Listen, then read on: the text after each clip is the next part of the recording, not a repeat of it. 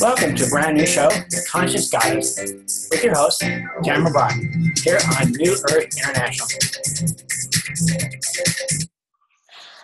Welcome. This is our first show, and it's called The Conscious Goddess Hour. And I'm so happy to be here. I'm Tammra Boughton, or Tammra Broughton, however you want to say it. The last name is actually English. And wow, I can't believe it's actually finally happening. I've been thinking about doing a radio show, and now I'm actually able to do a broadcast through video. So it's a TV show as well. And let me just explain a little bit about, well, first, before I do that, I want to say thank you. Thank you to Rachel Love for putting this out there. And I connected with her on LinkedIn, and I just decided to go to LinkedIn. I wanted to start connecting more with like business-minded people.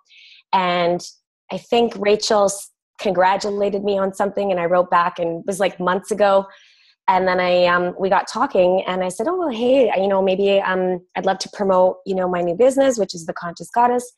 And she said, why don't you do your own show? And I remember Rachel from another station that we were on, A to Zen .fm, I think it was. And it was Spirit Quest Radio before that. And so I actually was there for 5 years. And I know Rachel was there for quite a while as well.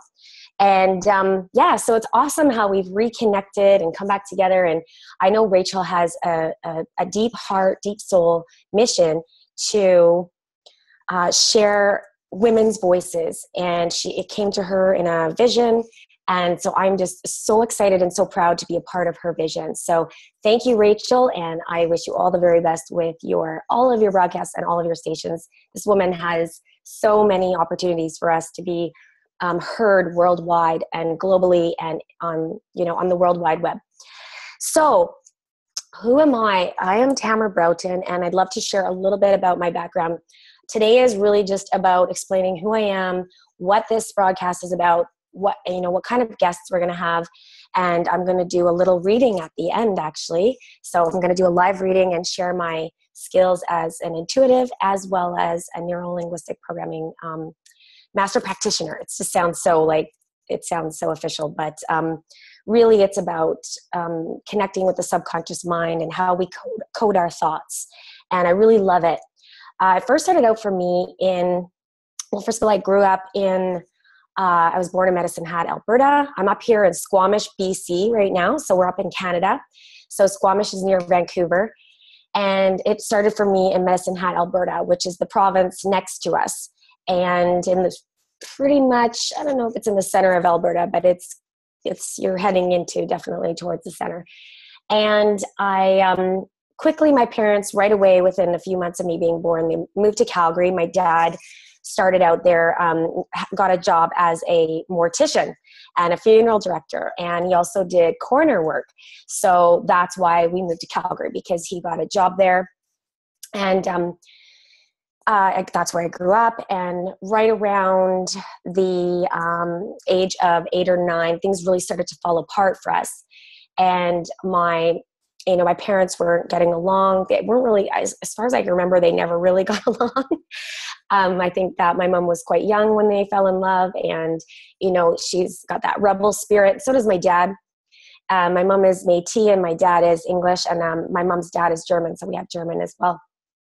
And so, I know like my mom wanted to do other things, and I think life got really serious, and both of them actually, were alcoholics. And so life was very chaotic for me growing up, very unstable. And what happened around the age of 8 and 9 was my dad started to have a nervous breakdown because, my mom was wanting to leave, and, he had a daughter that he had to look after, and things were very stressful at work for him. There was a lot of drinking, there was a lot of partying. His friends, my mom's friends, were very rough around the edges, a lot like biker style friends, and just from all different walks of life, but a little hard around the edges. So sadly, both of my grandmothers passed on within that time. My mom left my dad, and there was a situation with my dad's brother that was really, really scary. And I'm just feeling like I'm not going to say what it is because I don't know why, but I'm just kidding that I'm not going to talk about that. But it really impacted our lives. And my dad, I saw him just having this breakdown. So I didn't know I was going to tell this story, but when something comes to me, I tell it because I feel like somebody needs to hear this. And it's an important piece to who I am and why I do what I do now. So my dad was very angry at my mom, and they were angry at each other. And my dad lost his job.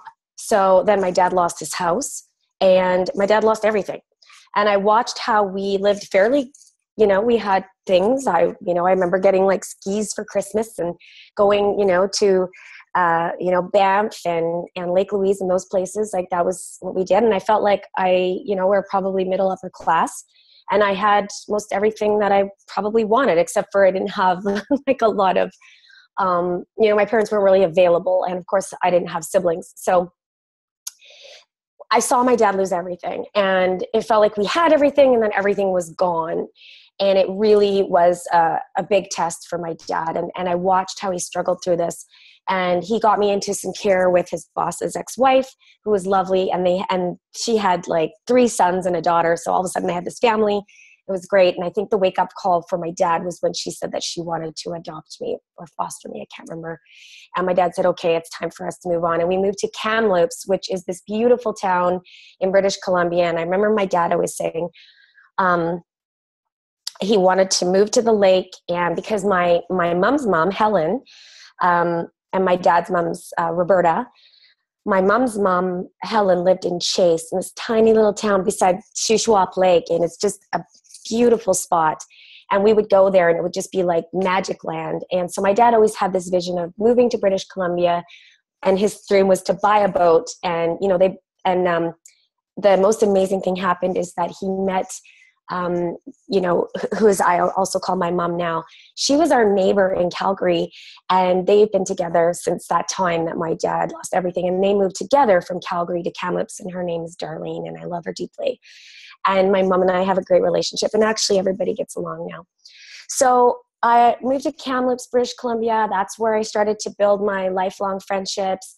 I was definitely in a different space than I was in Calgary. I was very much a rebel. I think I was already doing like into bad stuff. Came to Kamloops, got on the soccer team, was in the choir, went and sang at Expo 86.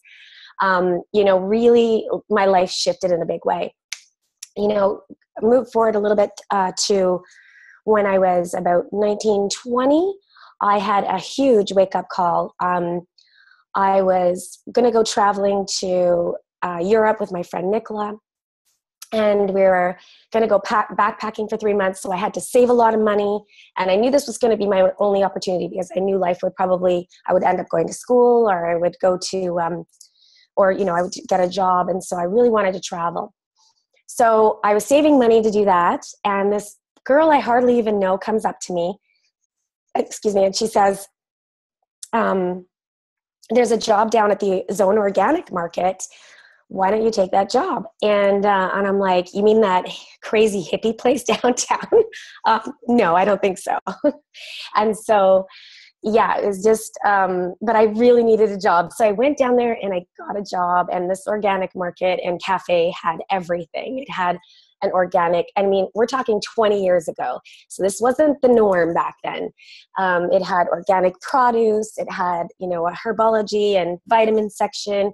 It had all the free range meats and everything in the back freezer. There was a cafe. We did juicing. It was epic, and it was called The Zone. And I just had this epiphany. I started reading books. I think the first book I read was A Diet for a New Earth. And, it talked about, just everything that was happening that was really not helping our planet.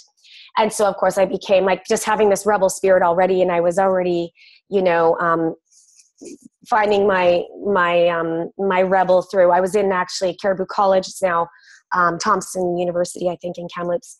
But yeah, I was already getting to that space where I was like really finding my voice.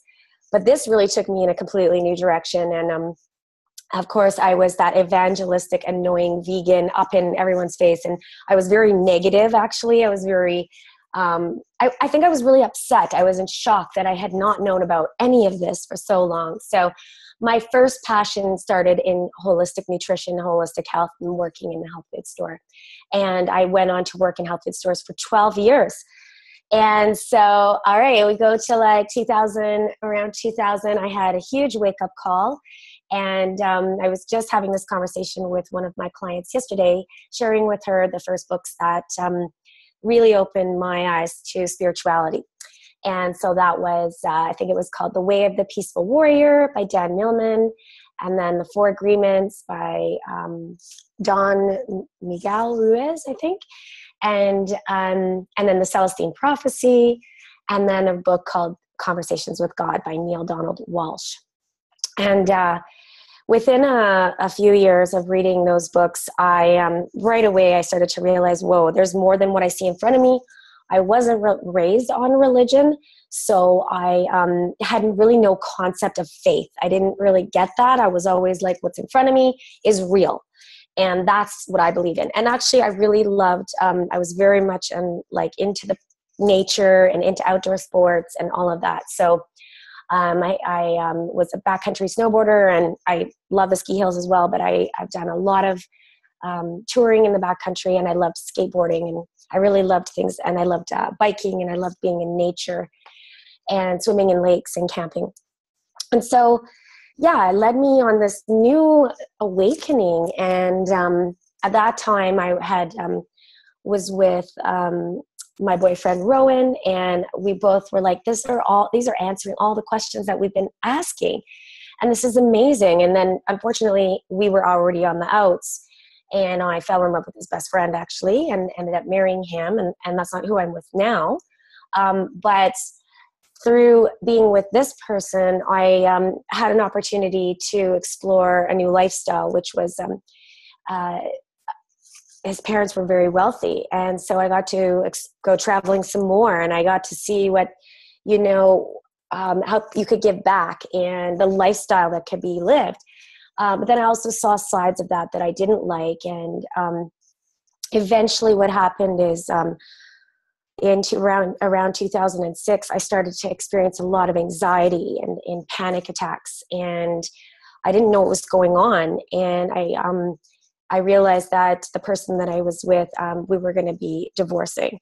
And I was in a shock again about, I thought that I was going to be with this person forever. I had made these, sacred commitments with them, and I was completely and 100% committed to this person, and this person didn't want to be with me anymore. And of course, having abandonment issues when I was a child, and all of these experiences of trauma and, seeing some pretty scary stuff, all of this stuff started to bubble up. And I realized that my humor and, I just like to have a lot of fun. And I would, I always would test the limit. I would always test the edge. And all of a sudden now I was scared I was like afraid of driving, and I couldn't go on chairlifts to go snowboarding anymore. And, all the things that I loved, I was having a tough time doing. I couldn't go in a movie theater without feeling claustrophobic. And it really scared me because I didn't know what that was or what was going on. And so what I started to realize was that it was this trauma that I had disassociated from completely, because I was probably so terrified as a child that was the only way I could deal with it was to just literally pop out. And it kind of, when I look at the whole situation, it's like I popped out of my body.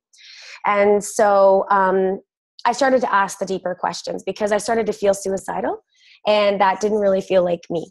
And I thought, well, this is odd. I'm a happy person. Most people would see me as a happy person, and now I'm miserable and I'm angry and I'm blaming everyone and I'm blaming my family. And a beautiful thing happened.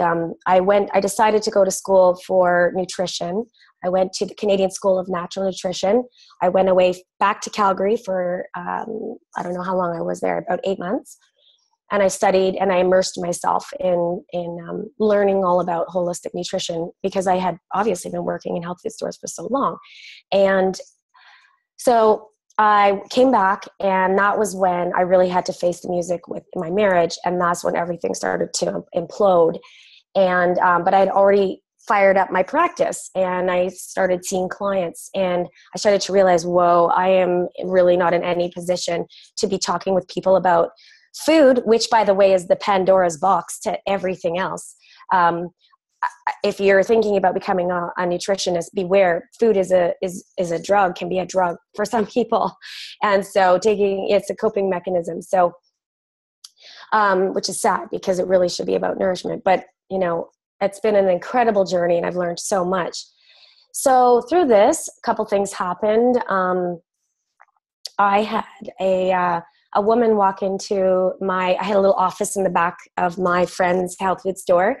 His name's Mike Pecora, and he's amazing, and I love him and his wife so dearly, Linda. And they really helped me through a tough time, and they're doing very well in their health food store, but also with their business, which is Young Living. And they really gave me an opportunity to shine with my practice.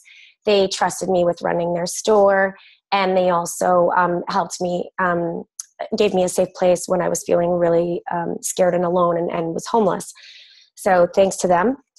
And I had this woman walk in. Her name's Leslie Adams, another really good friend of mine, and she had been studying life coaching and had her own life coaching practice. And she said, I'd love to trade services with you. I need help with my nutrition, and would you be open to trading? And I said, absolutely. And I had never really looked into life coaching before or knew much about it.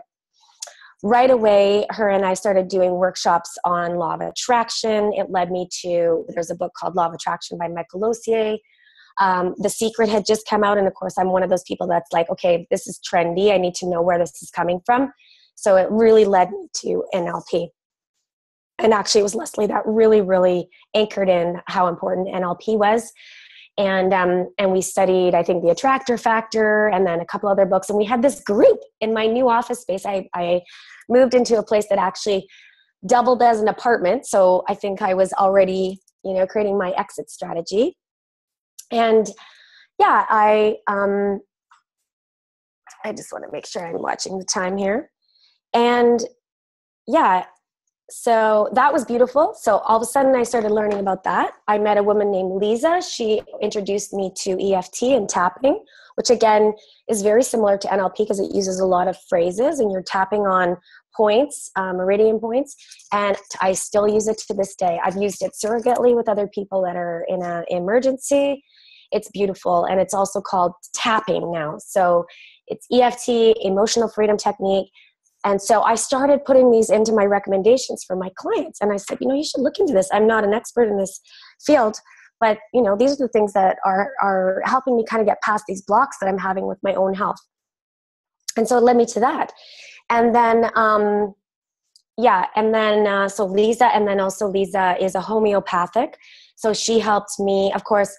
I haven't mentioned yet that during this whole time, I've also been DJing, and I'm a professional DJ, and I ran a production company, and I played at nightclubs mostly, and we did big parties every year. I thought probably through, I had moved to Golden, BC, and I probably threw 5 or 6 annual parties a year. Started out with disco, which was awesome. Actually, that started out in my my early to mid 20s, and my stepmom, Darlene, who I call mom, she had all these disco records in our basement growing up that she had received from her, that she had been given or left behind, I guess, maybe by her boyfriend in the 70s, who was a DJ for a radio station in Calgary. So I feel like it was like predestined for me to be a DJ. And you can see I'm lit right up because I love DJing so much.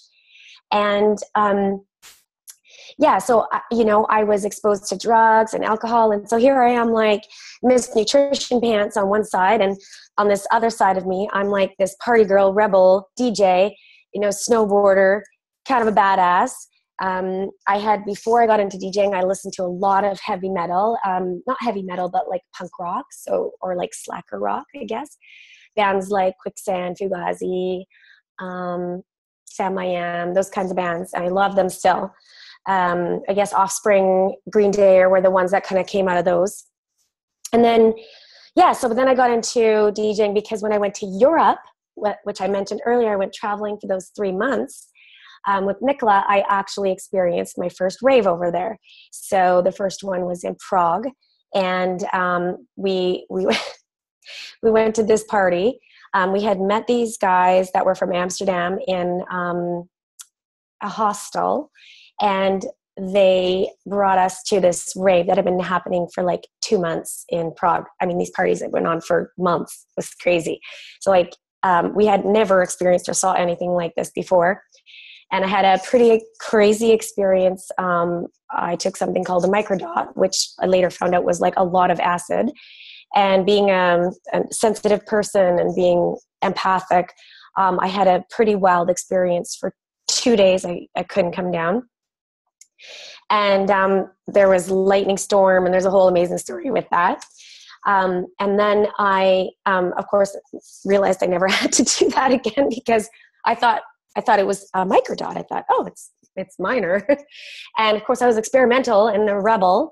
But yeah, it was pretty scary, because I didn't think I could come down, and I thought I was going to have to come home. But then I got through it, carried on, went to Amsterdam with these guys, and went to another rave. And this rave was in this posh theater that was beautiful. And that was my first experience taking something called MDMA.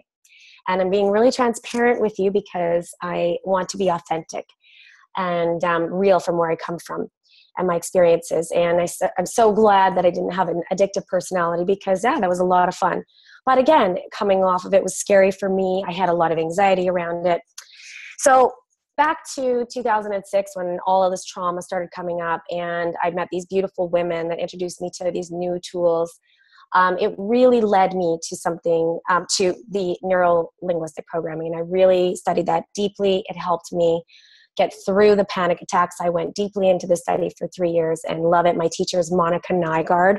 And if you live out on the West Coast and you live on Vancouver Island, I think that she's going to be retiring soon, but I do know that she's still teaching the practitioner levels and master practitioner levels of NLP. And it's quantum change NLP. And I love her because she wrote her thesis on alternative modalities. So, I mean, she is just like, she's perfect for me, because I love bringing in all these pieces. So that's what I do in my practice now. I support people with their nutrition and NLP. I was introduced to a company called Isogenics.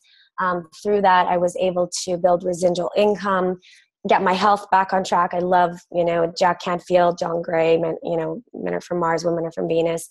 These are all people that were in this company that I had already been reading about. So I knew I was in the right place. The formulator, he's a mineral genius, and, everything was clean and pure. And of course, having a background in holistic nutrition, I was looking for the cleanest products and also something that works. And I just celebrated my 10 years at that company. But what that allowed me to do, and what I love teaching people, is the power of residual income and multiple streams of income to support building our dreams. Because as much as I love that company, I have bigger passions, bigger plans, but I needed an engine of a way to help build my confidence, my personal and professional development up. I've mentored with amazing people. I've had a lot of shitty mentoring too, and up and down, and decided what I want to do and who I want to be through all of this. And the beauty of that model is that we can build a business however we want. And it's about finding who we resonate with. And again, just never compromise your values ever, and getting clear about what those values are, and then working with those people. And I can assure you that it can be a beautiful thing.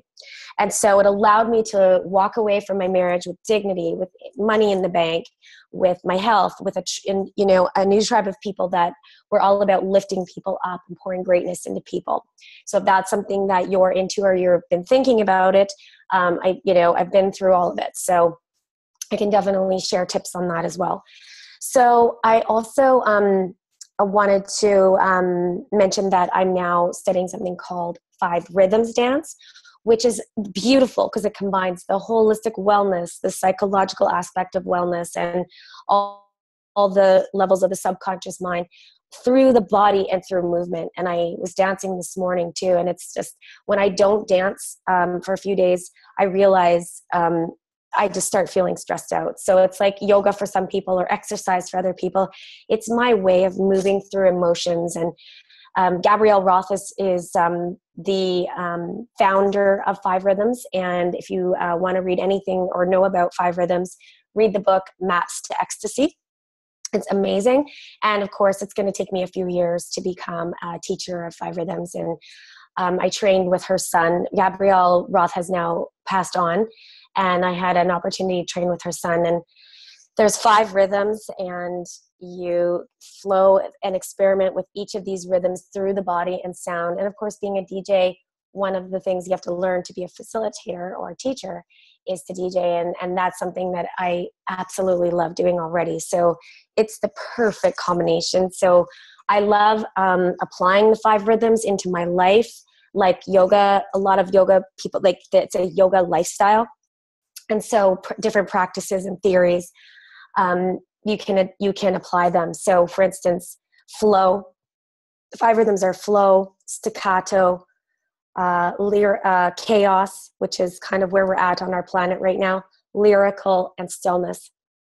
And I can see how that can apply to my business. And being a creative feelings person, I'm also very auditory.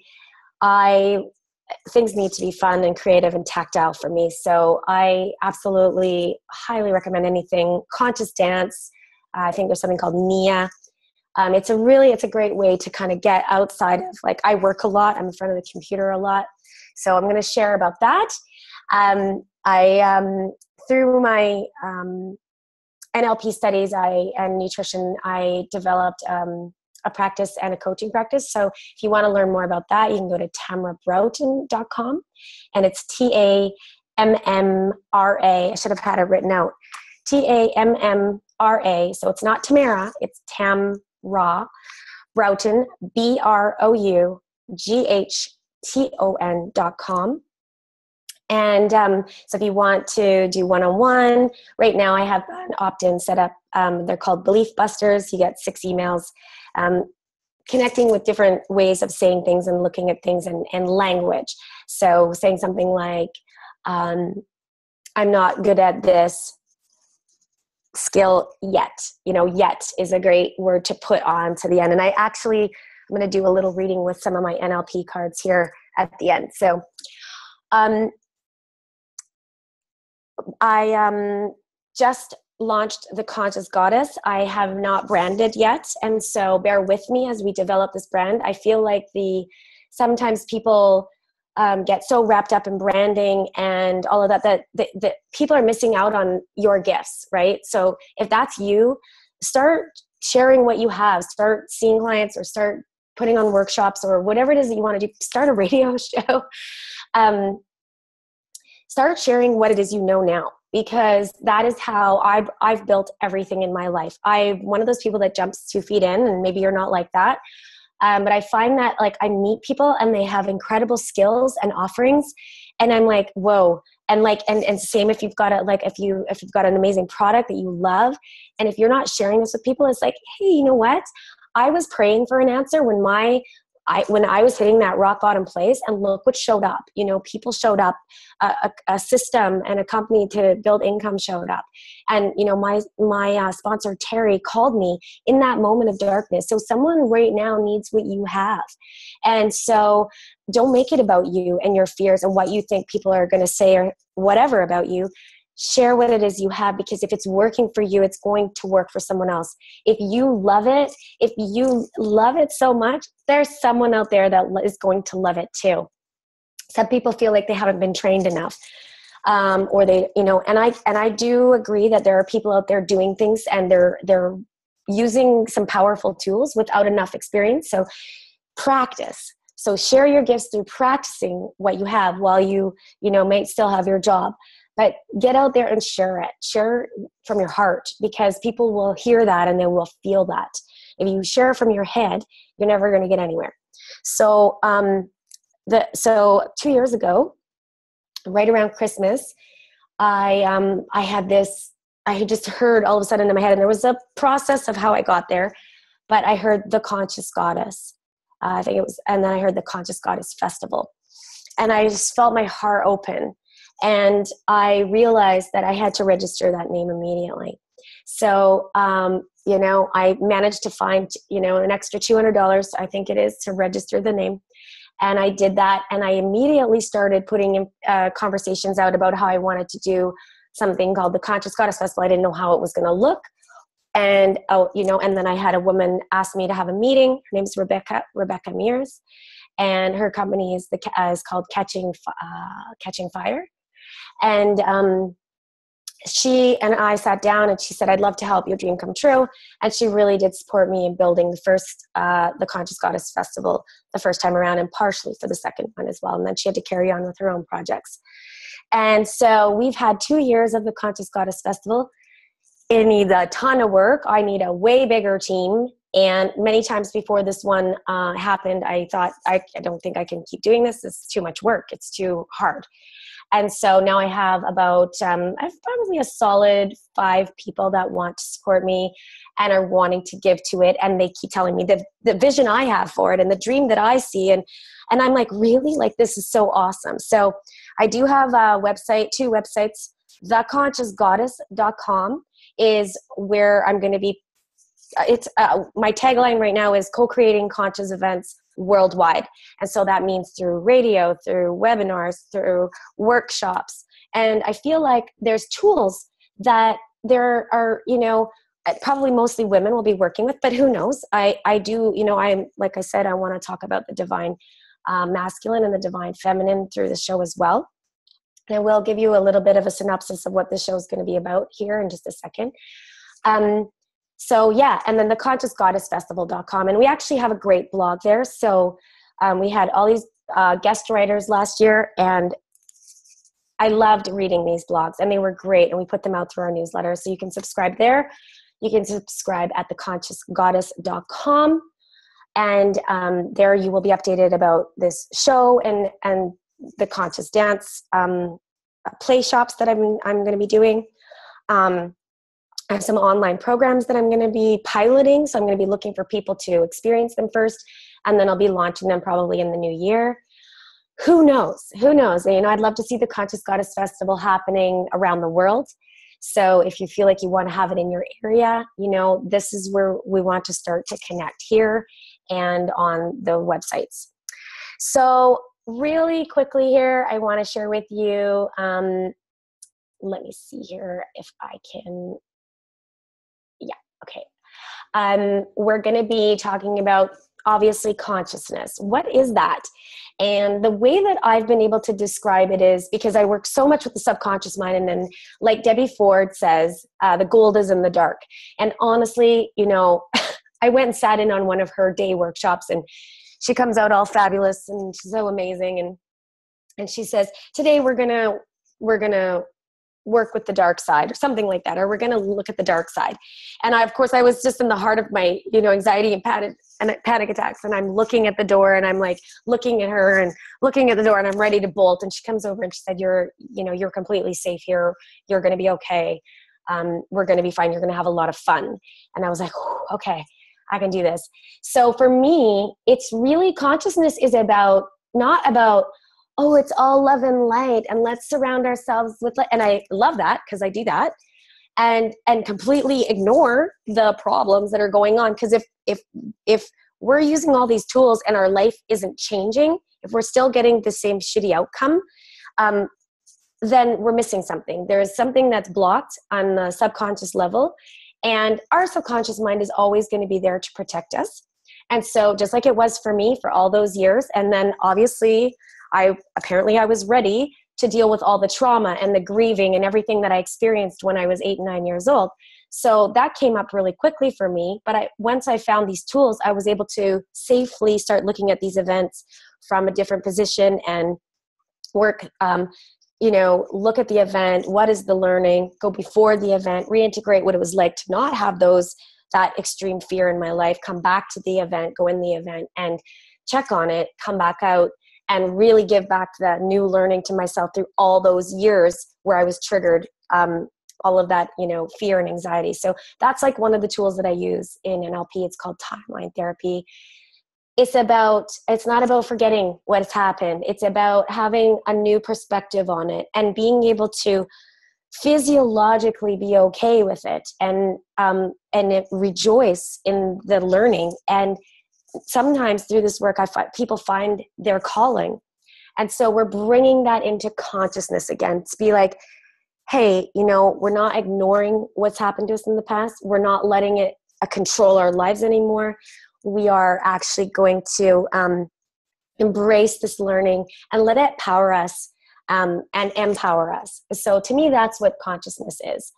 Of course, we're going to talk about the goddess. I'm in, there's a website called goddessrising.org, and I completely would recommend this if you want to learn about more about the goddesses, more about the moon cycles. And I'm in what's called a Moon Sister Temple.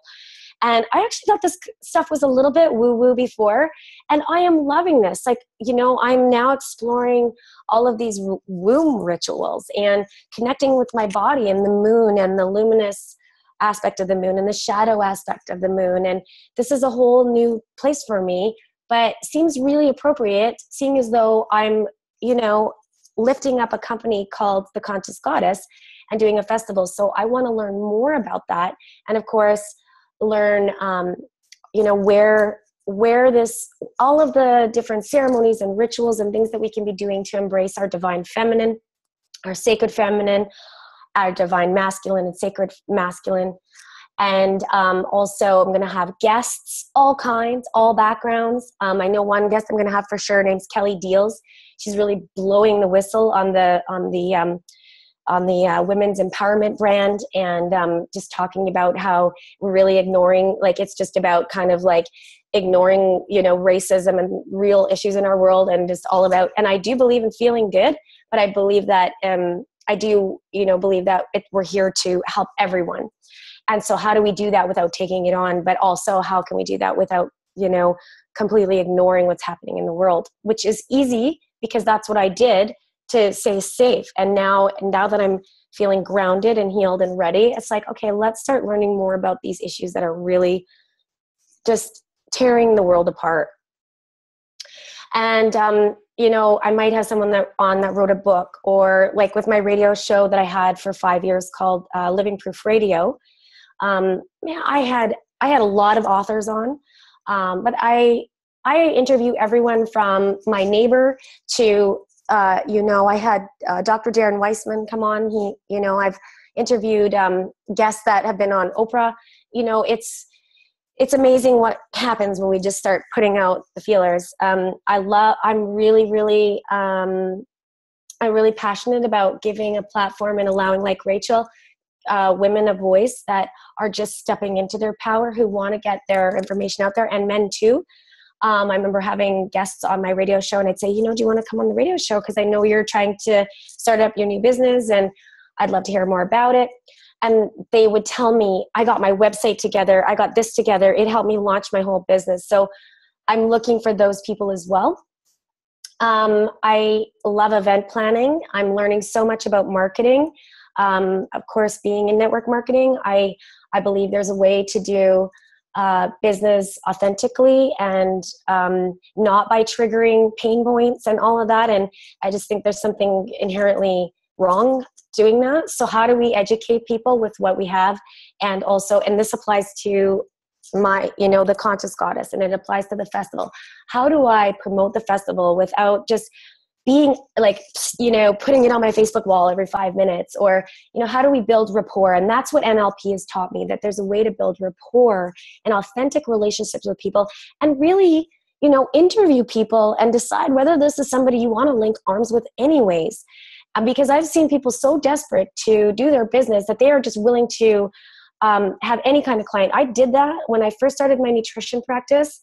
I had a client and she was on a lot of medications. I had no business working with this client, but because she wanted to pay me and she wanted to learn about it, I really should have referred her to a homeopathic, because homeopathic medicine has no contraindications with medications. So it's much more useful than starting somebody off on like therapeutic nutrition, which I went and studied all of these medications, which was not interesting to me at all. And so, something happened, and I said, listen, you need to give this to your doctor first and have him read this before you start any of this. She signed a waiver. And the next thing I know, she was doing everything that I said without talking to her doctor. And she started to have complications, and she almost sued me. So here's the thing, like, we don't want to be so desperate to take clients that or find customers that don't resonate and share in our values and all of that, and get to know people before you do that. So that's what I want to talk about. I want to talk about how you can put on events and workshops and find the people that are going to be there and join you. Of course, being a DJ, I love music, so we'll have live music. I have so many great musicians that joined me this last year, just a couple months ago, that I want to bring on and have them play live. How awesome will that be? Share poetry. So much poetry came out of this festival as well, and I'm loving it. I'm seeing it everywhere. And of course, I want to review different things as well. And I want to do live readings, and I might even start doing like forecasts. I don't know. And of course, conscious marketing, speaking, presenting, communication, and all that, like I just said. So that's what I'm going to do. And I'm going to finish up here with a little reading. I'm going to drink some water.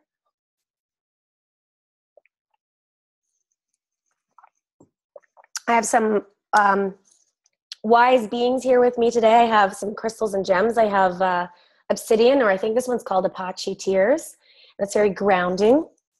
I'm not sure the name of this one, but it looks like citrine. Of course, the sun is right above me here, but can you see it? There we go. And I would say it's citrine because it's yellow, but I'm not sure if that's actually citrine. It looks a little different. So if you know what this one is, but I grabbed it for today because it's all about connecting with our tribe, yes, but also connecting with our expression. And of course, the next chakra color is yellow. So it's, connecting us up I don't know that much about chakras actually, but I've been reading about them for many, many years. But I even do readings with crystals. So sometimes if a crystal shows up, I would do a reading with it. These crystals are so wise that it would probably take another hour for me to do a reading just with this crystal. A friend brought this over we're having new moon gatherings every month. And like I said, I'm learning about all the moon phases, waxing moon, waning moon, astrology. I'm learning all of this stuff. So I'm going to have guests on. I'm hoping that the woman from Goddess Rising will come back on. Her name's Achintya. And if you want to join her moon temple, she has a group on Facebook that you can join. I think it's called Goddess Rising 13 Moons, I think, something like that. And then, of course, you can enroll in her quarterly program. And wow, I'm amazed by what I'm learning already. I don't know what this is, but again, it had sort of a green color to it. So I grabbed it for, heart chakra connection with others in relationship. And it's an egg. And I thought it was really great because we're birthing this new radio show, TV show. So this is from my friend Erica. And so I want to thank her for bringing this. She brought this to the first new moon gathering that I had in my house here. And we're doing them at other goddesses' house and setting new goals. And I have a new way of setting goals now called,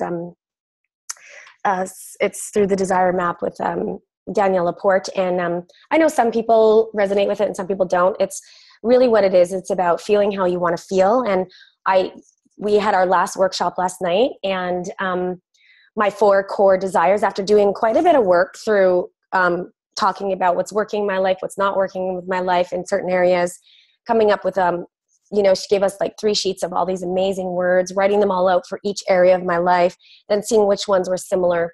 And then coming up with these 4, radiant, cherished, solid, and there's one more. Anyways, I was like, I got dressed and I thought, this makes me feel radiant. This headband, my friend Kristen Allen makes, she was at the festival. She did all kinds of stuff at the festival. She makes these. You can find them at Open Arise. And she made this one for me. Open Arise Creations, I believe. And she's so good. And these are amazing. They're easy to wear. They have these little bits on the back. You can wear them up like a headband. So if you're not, I feel like Loverboy right now with this. I love it.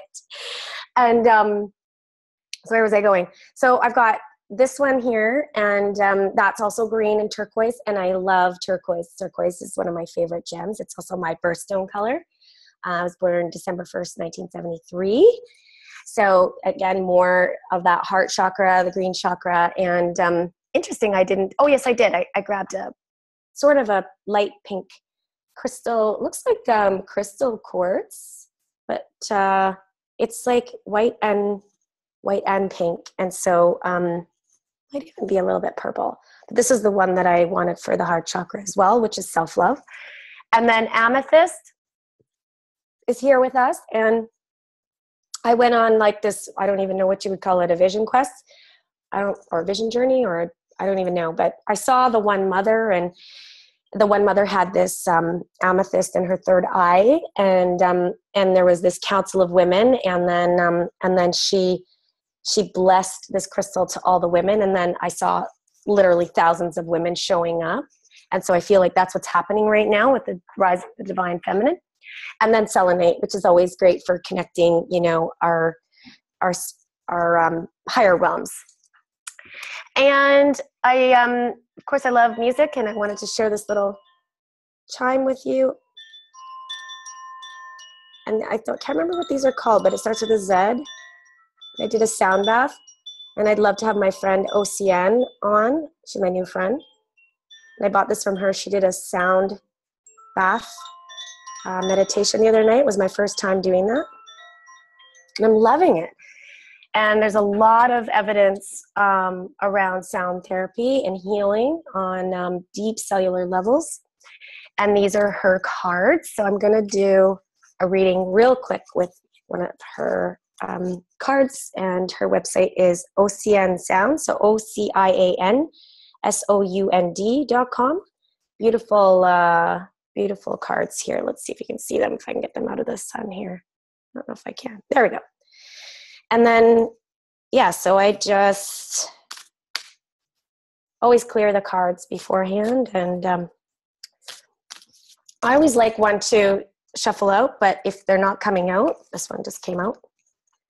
I will, if I'm want to do it quickly. So may this moment be the bridge between the student of yesterday and the master of tomorrow. Okay, so this has huge significance for me because I believe I'm a bridger. I believe that I can introduce these kind of crazy ideas like holistic nutrition and cleansing and organic foods and NLP and spirituality. And now I'm learning more about astrology and the goddess and feminism and all of that, and introduce that to people who might otherwise maybe not be too into it.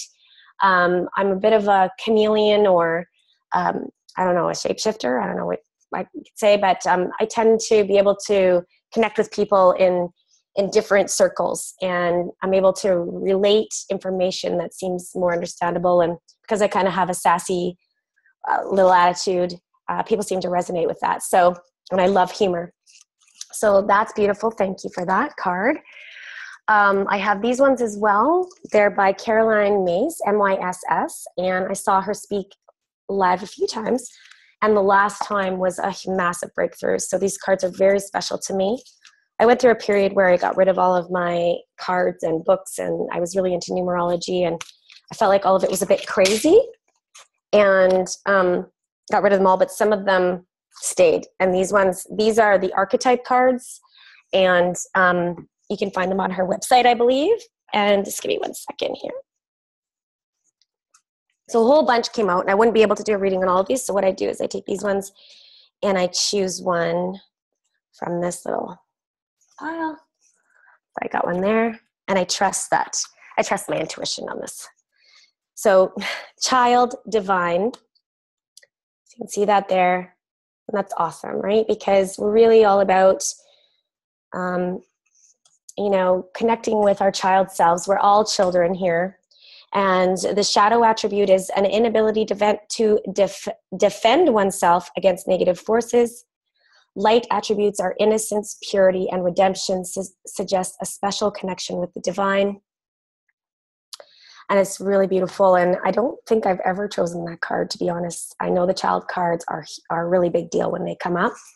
So I will probably journal on that a little later. Of course, we've got the goddess cards. And I love these cards. I think they're great. They're very modern. So a lot of times I will go and look up the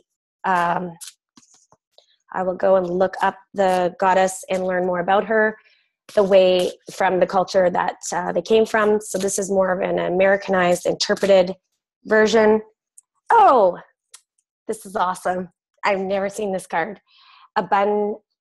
Abundantia. So it's about prosperity. So that's really great. Happy to see that. And the universe is pouring its abundance out to you. Be open to receiving. This is what I find so much, and I've done it too, is when we learn these modalities and we are excited about all of this, we want to share so much what we have going on that we forget about ourselves. And then when people say, hey, I want to give this to you, I would love to give you a reading, or I would love to share, or I would love to give you this gift. I found this little sweatshirt that I knew was perfect for what I was doing in these workshops for my friend Anne-Marie McKenzie, who was a speaker at our festival and is just a wonderful woman and a great friend. And it was called the Good Vibe Tribe. And I found it, if I was doing a little bit of shopping, and I found this great little hoodie or little sweater, and I wore it to the last thing, and I said, this feels like it's for you. And she was like, and she almost it wasn't easy for her to accept it. And she said, I'm really learning about receiving. And I said, yeah, because when we give too much from an empty tank, we burn out. And that's very common for practitioners, or I'm sure Rachel can speak to that as well, the producer of this show. And I've got, I'm not feeling those ones. So these are my little NLP cards, and I want to finish up here just to kind of give you an idea of how NLP works. So it says today is practice, and that's what they look like. You can, this is from saladltd.co.uk, and Jamie Smart is his name. So you can look him up, Jamie Smart, which I wonder if he changed his last name, but he is brilliant. And these little cards are amazing, happiness cards, but I've got the hypnosis cards. I've got all of his cards. Today is a practice for tomorrow. People like what's familiar. Whatever you're doing today is becoming more familiar. So if you want to go somewhere new in your life, you need to start getting familiar with that. Is what you're practicing today about where you've been or where you want to be. Practice feeling how you'll feel and doing what you'll do when you get where you're going. Then by the time you get there, you'll be comfortable with it. So that's a wonderful little message, especially since I just came out of a workshop that talked just about that. And these are the Power Thought cards. Again, I'm a big fan of Louise Hay. She's amazing. You can find all of her stuff at louisehay.com or hayhouse.com. And I've been to the I Can Do It conferences, and I've seen, like I said, Caroline Myss, Deepak Chopra, all of them. Okay, so 2 cards came out. And I love these cards because they were the first ones that were ever given to me. And the first one is about, it says, I am in the process of positive change. I'm unfolding and fulfilling ways only good can come to me. I now express health, happiness, prosperity, and peace of mind. And I am flexible and flowing. I can open to the new and changing. Every moment presents a wonderful new opportunity to become more of who I am. I flow with life easily and effortlessly. And what I would do, like if I was going to do a reading episode, is I would choose cards for someone who was asking questions and or just wanted a reading. And I would do, like with those cards, I would do, like for the child divine, I would hold to my heart and I would do a complete reading. And then I actually integrate language and even maybe some phrases that could anchor that into the subconscious mind. And of course, it becomes more conscious and more of a habit. Thank you so much for joining me today. I hope you tune in every week. I'm going to start sharing the live links. It's every Thursday at 11 a.m. Pacific time. Thank you to Rachel Love. And always remember, no matter what you think you are always more than that. Thank you for watching. There on New Earth International.